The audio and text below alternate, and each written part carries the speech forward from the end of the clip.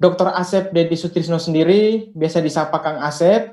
Beliau Iya. lahir di Bandung, Jawa Barat pada 10 Maret 1961. Beliau merupakan dosen jurusan Teknologi Pangan Fakultas Teknik Universitas Pasundan Bandung dan merupakan Ketua Lembaga Pengabdian Masyarakat atau LPM dari Universitas Pasundan Bandung.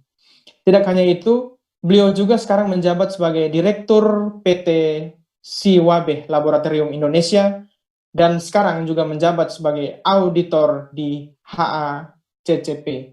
HACCP itu merupakan singkatan dari Hazard Analysis Critical Control Point. Itu merupakan suatu sistem jaminan mutu yang mendasarkan kesadaran dan penghayatan bahwa bahaya tentang produk itu bisa berasal dari berbagai titik. Dan ketika misalnya kita mengonsumsi makanan-makanan yang diproduksi pada kesempatan ini, dan makanan-makanan itu alhamdulillah aman, itu berkat kerja dari beliau juga. Dan beliau itu adalah salah satu orang yang sangat luar biasa, yang sudah begitu mumpuni dalam bidang teknologi pangan tentunya. Dan tentunya pada kesempatan ini, Pak Kadis dan teman-teman semua, Dr. Asep akan menyiringkan kepada kita semua tentang pentingnya teknologi pangan dalam hubungan dengan diversifikasi produk. Jadi bagaimana satu bahan pokok itu bisa dijadikan beragam macam produk tergantung dari marketplace yang membutuhkan. Baik, Kang Asep, waktu dan kesempatan diberikan. Pengembangan ekonomi kreatif dan inovatif berbasis kearifan lokal. Saya coba lebih spesifik lagi adalah diversifikasi sumber bahan pangan lokal barangkali ya. Ibu dan Bapak, kalau kita awali, ini waktunya agak mepet ya, agak cepat saya barangkali jelasin ini. Kita didasari dengan regulasi atau melalui Undang-Undang RI nomor 24 tahun 2019 tentang Ekraf, bahwa ekonomi kreatif adalah perwujudan nilai tambah dari kekayaan intelektual yang bersumber dari kreativitas manusia yang berbasis warisan budaya, ilmu pengetahuan, dan atau teknologi. Nah, kata kuncinya ada nilai tambah di sini. Saya garis bawahi, ini barangkali nanti di ujung akan banyak bisa berbicara di sini tentunya. Lalu menurut pendapat lain juga, ekonomi kreatif menurut John Hawkins, bahwa kegiatan ekonomi di mana input dan outputnya adalah gagasan. Kata kuncinya gagasan ya. Hanya dengan modal gagasan, seseorang yang kreatif dapat memperoleh penghasilan yang sangat layak. Gitu. Ini barangkali bisa dijadikan acuan bagi calon-calon entrepreneur yang bisa mengembangkan sumber daya lokal lebih jauh lagi. Seperti ini salah satu pendapat dari ahli ekonomi kreatif ya. Selanjutnya industri kreatif. Menurut RPJM Ikraf 2015 seperti ini, industri yang menghasilkan output dari pemanfaatan kreativitas, keahlian, dan bakat individu, ini adalah SDM basisnya ya, untuk menciptakan nilai tambah, lapangan kerja, dan peningkatan kualitas hidup atau benefit. Jadi yang saya tulis merah ini adalah berbasisnya adalah SDM, yang biru adalah benefit gitu kan. Nah, berbicara benefit bukan hanya finansial saja, tetapi juga bisa menambah lapangan kerja, nilai tambah, dan sebagainya ya. Baik, tentang pelaku ekonomi kreatif, ya ini definisi sebenarnya ya. Orang perseorangan atau kelompok orang warga negara Indonesia atau badan usaha berbadan hukum atau bukan berbadan hukum yang didirikan berdasarkan hukum Indonesia yang melakukan kegiatan ekonomi kreatif. Nah, jadi ini pelakunya, jadi adalah bisa perorangan, bisa badan hukum, bisa kelompok, bisa apa saja ya. Lalu ekosistem ekonomi kreatif ya.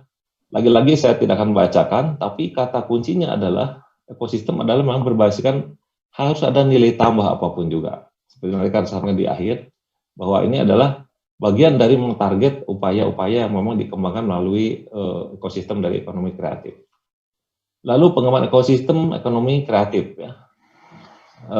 Melalui pengembangan riset, nah saya ingin langsung di riset saja ya, pengembangan riset saja, bahwa ini adalah menjadikan salah satu modal awal dalam pengembangan ekonomi kreatif.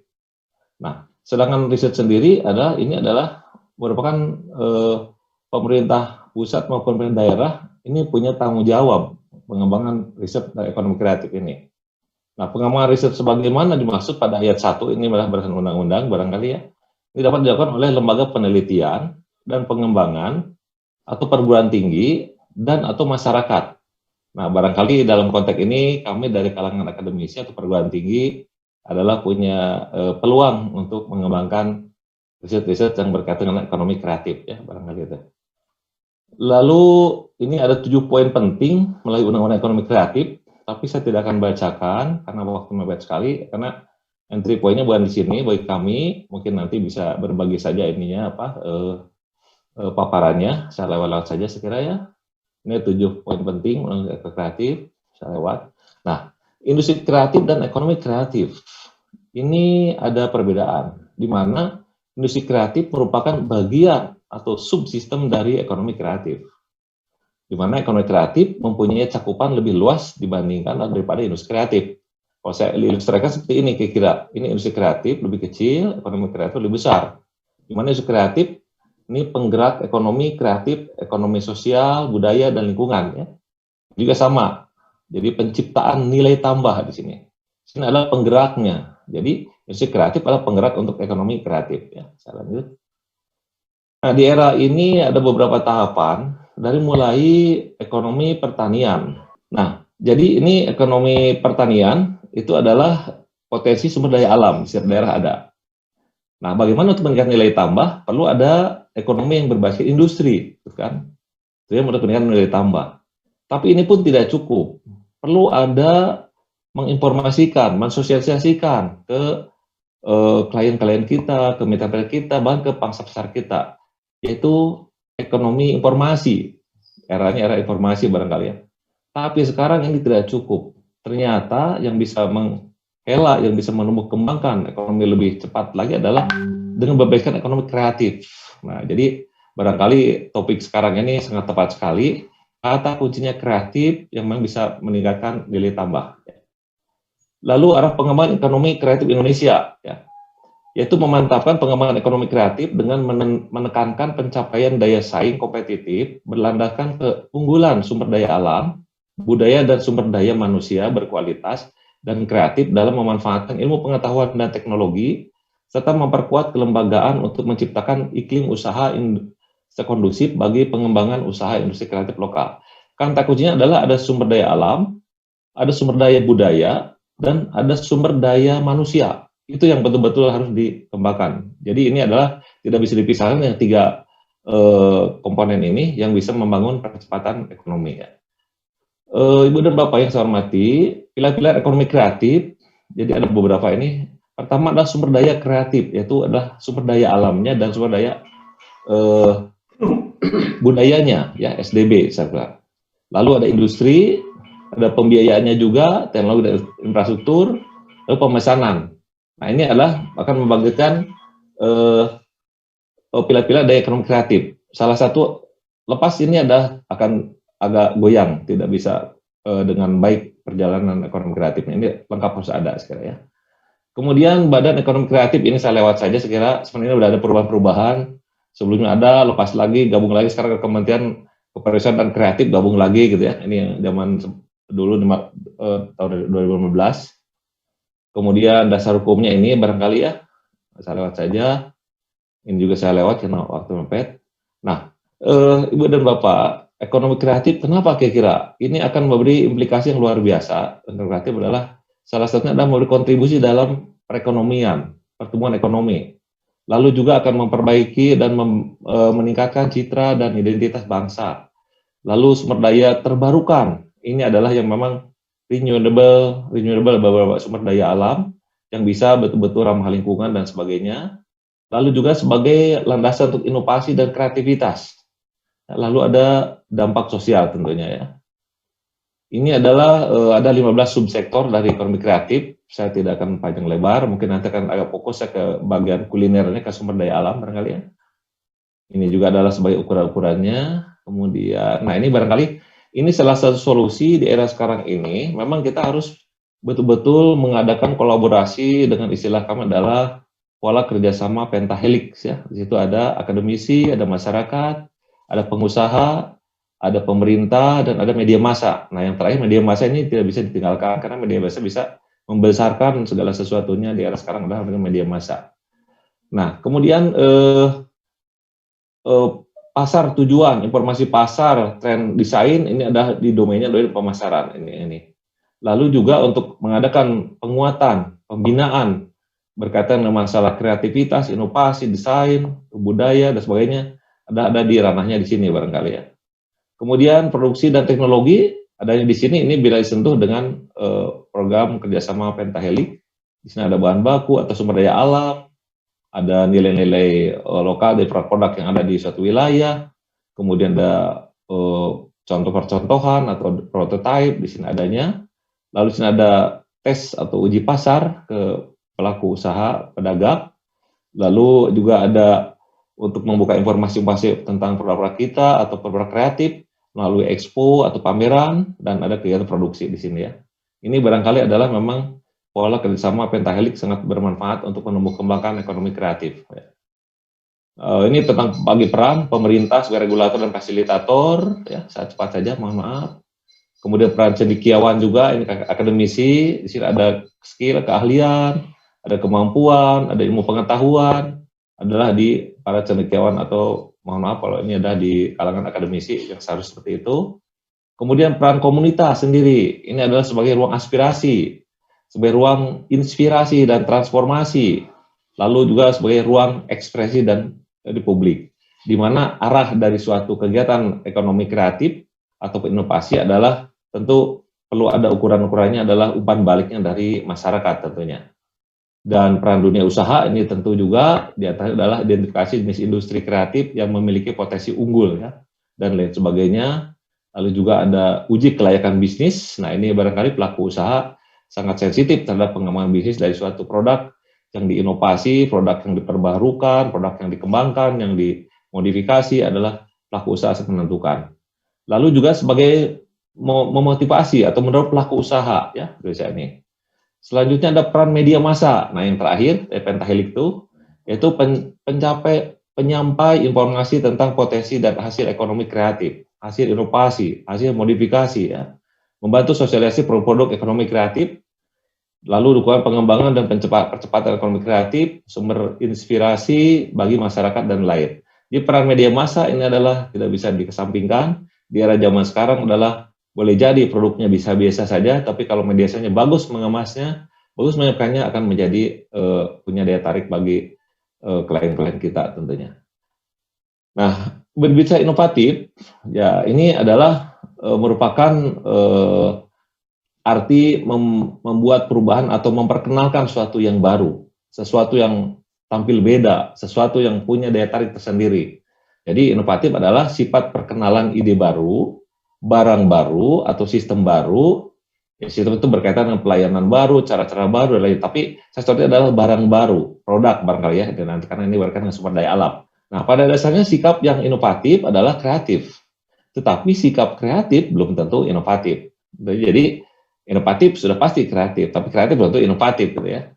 Nah, dalam kerangka pemecahan masalah, sikap inovatif dan kreatif bisa dikategorikan ke dalam sebuah sikap positif dalam rangka mencari penyelesaian suatu permasalahan. Ibu dan Bapak, tujuan inovasi untuk apa sih sebenarnya? Ya inilah, perlunya ada kegiatan-kegiatan riset, pengembangan, inovasi, yaitu meningkatkan kualitas, sudah pasti. Kata kuncinya adalah yang untuk plus-plus, meningkatkan, menciptakan pasar baru, memperluas jangkauan produk supaya lebih luas lagi, mengurangi biaya tenaga kerja, lalu meningkatkan proses produksi, ya lebih produktif pastinya, mengurangi bahan baku, mengurangi kerusakan lingkungan, mengganti produk atau pelayanan, mengurangi konsumsi energi, lebih efisien, menyesuaikan sistem dengan undang-undang atau regulasi barangkali. Nah, inovasi produk saya lewat saja, ini saya bukan di sini ketekanannya, inovasi proses juga ya saya lewat. Nah, prinsip inovasi produk, Ibu Bapak sekalian, upaya meningkatkan nilai-nilai lebih baik, katanya lebih baik, selalu plus dari produk yang lain atau sebelumnya. Dia lebih baik dari produk yang lain, lebih baik dari produk sebelumnya, yaitu lebih berkualitas mutunya, lebih banyak secara kuantitas, lebih beragam atau diversifikasi. Jadi misalkan nanti dalam hasil sumber alam, satu produk bisa, satu bahan baku bisa punya berbagai macam produk, gitu ya. Lalu lebih efektif atau praktis, ya. Lalu lebih awet, barangkali kalau di makanan, lebih menguntungkan, ya profitable, lebih menarik, dan lebih lainnya barangkali. Itu adalah prinsip dari inovasi suatu produk. Lalu pentingnya inovasi produk, ya, karena produk mempunyai daur hidup proses atau product life cycle. Lalu produk akan menentukan profit atau laba. Ini sudah pasti saya kira salah satu target akhirnya. Produk baru sangat penting bagi pertumbuhan. Lalu konsumen semakin selektif terhadap kualitas. Lalu persaingan yang semakin ketat tentunya. Maka ini inovasi kata kuncinya. Ya. Lalu ada inovasi pemasaran, inovasi model bisnis, inovasi organisasi. Ya. Cepat saja. Kira. Nah, Ibu dan Bapak, pengembangan produk baru sekarang. Ya. Tujuan perubahan nih, mempertahankan posisi dan memperluas pangsa pasar. Ini adalah tentu dianut oleh perusahaan besar juga ya. Lalu kedua adalah mengembangkan lebih lanjut posisi perusahaan menjadi inovator. Dia selalu mempunyai inisiatif, selalu mengawali, jadi bukan follower, bukan pengikut di sini ya. Lalu yang ketiga adalah memelihara atau meningkatkan kinerja perusahaan. Sudah pasti segera ini. Ya, upaya peningkatan omset, profit perusahaan sudah pasti saya kira ya. Ini target dalam konteks komersial, bisnis seperti ini barangkali ya. Kemudian strategi produknya, melakukan eksperimen-eksperimen untuk menciptakan produk inovatif. Nah ini barangkali, ini salah satu yang insya Allah nanti akan kita coba kerjasamakan. Kami punya beberapa teknologi tepat guna yang bisa meningkatkan nilai tambah dari hasil sumber daya alam yang memang perlu dikreasikan, perlu diinovasi sehingga nilai tambahnya bisa meningkat tentunya. Lalu menetapkan spesifikasi produk inovatif atau baru ya. Spesifikasinya harus betul-betul jelas, tegas, ditetapkan sedemikian rupa. Lalu memodifikasi produk yang sudah ada sekaligus mengenalkan produk baru. Nah, ini modifikasi produk yang sudah ada sekaligus mengenalkan produk yang baru. Jadi yang ada dikembangkan lebih baik lagi tentunya. Lalu memperkenalkan produk yang benar-benar baru. Kita lanjutkan, nah ini tipenya Pak. Kami punya konsep mendiversifikasi atau menganeka-ragaman produk dari bahan baku itu berdasarkan perubahan fisik, perubahan kimiawi atau nutrisi di sini ya. Tadi ada kuliner, Pak Dokternya sudah menyampaikan. Perubahan sensori, perubahan mikrobiologi. Jadi kalau dikelompokkan ada 4, Pak. Diversifikasi 1, D1 adalah buah yang diproses minimal misalnya. Pengecilan ukuran dan bahan. Ini adalah perubahan fisik sama sensorik saja. Lalu yang D2 ada proses pematangan dan pemasakan buah. Ini adalah perubahan kimiawi atau nutrisi dan sensori. Mikrobinya enggak, ini enggak gitu ya. D3 adalah pangan olahan pada umumnya. Nah ini umumnya nih Pak, fisiknya berubah, nutrisinya berubah, dari yang biasa menjadi luar biasa kayak gitu, sensoriknya lebih menarik misalnya gitu. Nah yang D4 adalah ini produk pangan fermentasi biasanya ini. Ini fisiknya berubah, kimia berubah, semua berubah. Nah sedikit lagi, nah ini adalah konsep-konsep yang kami kembangkan, perubahan secara fisik, kimiawi, dan sensorik ya, atau organoleptik dan mikrobiologi. Nah, kita ambil contoh manfaat benefit penganekaragaman pangan. Tadi Pak Dr. Royan, Pak Kadis sudah menyampaikan di kuliner. Jadi kami ada dua bagi Pak, pangan itu pangan kuliner dan pangan industri. Nah, kalau pangan kuliner kurang awet, pangan industri lebih awet. Pangan kuliner tidak dikemas, pangan industri dikemas. Pangan kuliner tidak terstandar, pangan industri terstandar. Tapi kami kedua-duanya eksis dua-duanya, Pak. Jadi misalkan kata kuncinya nilai tambah. Kita ambil contoh misalnya, ketika misalkan mete misalnya ya, jamu mete ini. Kalau dijual bijinya saja, katakanlah harganya 10. Kita diolah menjadi produk yang lain, bisa 2 kali lipat, 3 kali lipat. Nah, jadi katanya nilai tambah tadi, Pak. Nah, manfaat benefit penganekaragaman pangan, pemenuhan gizi masyarakat itu udah pasti sesuai dengan ini di Badan Ketahanan Pangan sekira, mengatasi kerawanan pangan, perluasan lapangan kerja. Tadi Pak Kadis sudah menyampaikan sekira ini dukungan teknologi seperti ini kira. Kemudian optimalisasi bahan reject atau limbah pangan. Kami punya konsep adalah zero waste. Di belakang kita contohkan tentang kelapa contohnya ya. Lalu peningkatan nilai tambah hasil pertanian. Nah ini dia nilai tambah. Nilai tambah ada 2, nilai ekonomi dan nilai guna. Bisa lebih bagus, lebih awet, lebih bermutu. Ekonominya profitable tentunya, ke masalah profit ya. Peningkatan selera konsumsi masyarakat. Nah ini juga disesuaikan dengan daerahnya biasanya. Peningkatan ketersediaan bahan pangan. Nah ini, yang ini lagi ada heboh dengan Pak Presiden untuk buka tentang apa food estate ya. Jadi melalui diversi pangan kami bisa mengawetkan katakanlah daging bisa 6 bulan, 8 bulan gitu misalnya itu ya. Bahkan nanti di Idul Kurban ini untuk kaum muslimin, bahkan kalau pembagian Idul Kurban tidak merata gara-gara memang kurang awet. Nah, bagaimana bisa diawetkan kira-kira gitu kira. Nah, ini ada bisa dikembangkan seperti itu. Lalu perbaikan pola konsumsi masyarakat. Ini masalah kerawan pangan tadi. Nah, percepatan penganekaragaman pangan dilaksanakan melalui teknologi pengolahan pangan tentunya ya. Nah, ini contoh-contoh bahwa dari sumber bahan pangan, sumber daya alam, jadi produk antara atau setengah jadi, atau stok produk, lalu menjadi potongan kecil kering chip misalnya, tepung atau pati, atau produk akhir, produk pangan siap saji, siap masak, siap konsumsi, ready to serve, ready to cook, ready to process, dan ready to eat. Nah, ini bisa pilihan. Tadi Pak Dr. Wayan sudah menyampaikan, saya kira pas, bagus. Nah, kemudian sumber bahan baku pangan untuk diversifikasi banyak sekali. Saya yakin di NTT punya potensi yang luar biasa, Pak. Inilah yang barangkali kalau sekarang dijual harganya Rp10 karena tidak diolah, tapi ketika diolah bisa 2 kali lipat, 3 lipat. Di mana nilai tambahnya? Benar-benar pasti di warga NTT mestinya begitu, Pak. Mudah-mudahan harapan Bapak tadi saya sependapat sekali, jadikanlah NTT menjadi mengglobal, dan ini melalui sumber daya alam yang memang cukup melimpah di sana. Termasuk ikan juga, ikan laut. Ini kalau diolah luar biasa, Pak. Skalanya boleh mikro, kecil, menengah, atau besar, memungkinkan sekiranya. Ini contoh saja barangkali. Nah, ini contohnya, Pak. Alternatif pola diversifikasi pengolahan pangan. Ya, kita satu jenis bahan baku misalnya bisa berbagai macam bahan baku. Produk 1, produk 2, produk 3, dan produk N. Ini berpeluang sekali untuk kuncinya nilai tambah untuk daya saing tentunya. Lalu ragam jenis bahan baku menjadi satu jenis produk. Ragamnya bahan bakunya banyak, bisa jadi satu produk. Ini juga memungkinkan peluangnya. Lalu yang lebih luar biasa lagi, ragam bahan bakunya, bahan baku 1, 2, bahan baku N, bisa produknya banyak lagi. Dan bisa ribuan bahkan ini. Ini punya peluang insya Allah ya. Lalu ini contohnya Pak Bu, ini dikembangkan di daerah Ciayu, Majakuning, Cirebon, yang penghasil buah-buahan. Produk antara, pure, konsentrat. Nah ini awet Pak. Kita bisa awetkan sampai 1 tahun ini, gitu ya misalnya. Karena itu musiman. Nah kita teknologi pasta atau potongan buah yang memang dipotong kecil-kecil dibekukan untuk ekspor nih. Nah contoh produk yang lainnya, produk akhirnya nih ada sepoh, sirup, jus, manis, mangga, dodol dan sebagainya nih. Ini punya potensi luar biasa, bisa puluhan ini Pak ya. Ini contoh dari buah-buahan. Contoh lain dari daging misalnya. Abon udah pasti udah biasa, dendeng, kornet, sosis, bakso, dan lainnya Bapak Ibu sekalian. Nugget itu dan sebagainya, ini memungkinkan puluhan.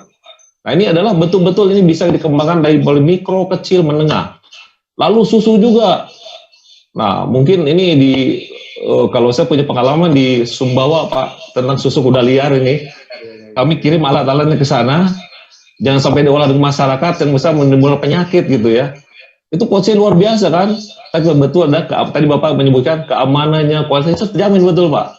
Tentang food safety-nya betul-betul dijaga Mas makan itu ya. Ini luar biasa potensinya ya. Contoh lain lagi, nah ini Pak dari kelapa. Istilah kami adalah membuat industri yang zero waste. Ini adalah potensi pengembangan industri pengolahan kelapa terpadu. Bisa dibayangkan dari satu kelapa, daging kelapanya bisa jadi virgin coconut oil, sebagai obat, lotion, sabun, minyak goreng, margarin. Santannya juga krim serbuk, santan cair, krim santan. Disikat di coconut ini ekspor barangkali Pak ya. Ini Filipina punya dominan sekali ini ya. Ini sulut juga diekspornya ke Filipina.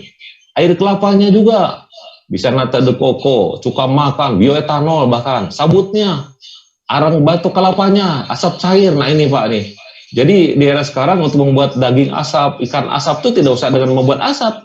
Kita bisa buat dari konversi dari arang aktif jadi asap cair ya. Ini udah dikembangkan oleh kita ya.